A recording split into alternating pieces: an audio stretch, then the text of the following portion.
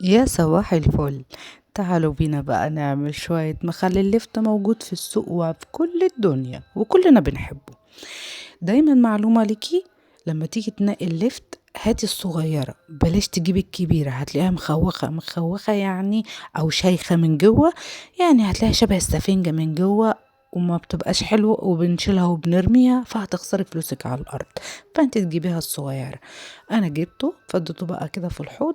هبتدي البتاع الأخضر ده بقطعه كده اهو، بسويه وبقطعه. التقطيع دي بقى حاجة ترجعلك، يعني عايزاه طويل صوابع، عايزاه مكعبات، عايزاه زي ما تحبي، والحجم ده براحتك. طبعا زي ما احنا عارفين المطبخ اختيار مش اجبار، وده براحتك وبمزاجك اللي انت عايزاه من التقطيع اللي تريحك.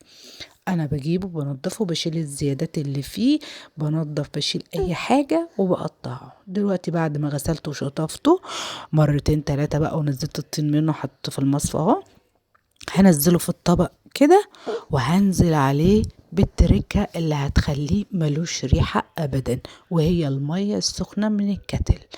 بتنزلي عليه وبتبيتيه ليلة كاملة في مية سخنة. خلي بالك والله بتخلي روعة اهو. تاني يوم اهو المية لونها غير، لانه نزل اللون البنفسجي اللي بيبقى فيه ده، اللي بيعمله ساعات ريحة مش لطيفة او طعم مش لطيف. هنا بقى بحطه في البرطمان بتاعي، برطمان يكون ناشف ونضيف وجميل. عندك واحد قديم تمام اغسليه ونشفيه كويس، او واحد جديد براحتك بمزاجك.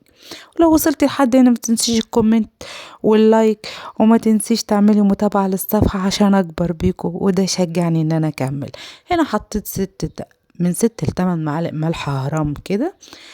انا بكترش في الملح عشان معرفش، ممكن ما بقاش حادق. لو حسيت ان هو ملحه قليل بزود له بعد ما يستوي عادي، ما فيش مشكلة. هنا حطيت نص ازازة خل. في ناس ما بتحبش الخل، بس هو فعلا بالخل بيفرق جدا. هنا حطيت نص ازازة خل ودوبت كل المحلول مع بعض. ده ورق كركديه بدل البنجر. انا ما بحبش احط معاه بنجر، بحب احط معاه الكركديه. انتوا شايفين ان هم حبة صغيرين، بس مع الوقت والخل الكركديه بينزل لونه وبيطلع لونه احمر تحفة. ابتدي هنا بص اصب عليه كده بالكوباية شوية بشوية حتى المية ما تغطيه. طبعا الكاميرا مش عارفة تجيبه متغطي عشان انا قلبت عليه. وهغطيه وبسيبه 3 ايام بالظبط، وربنا يحسن ما بين ايديكم.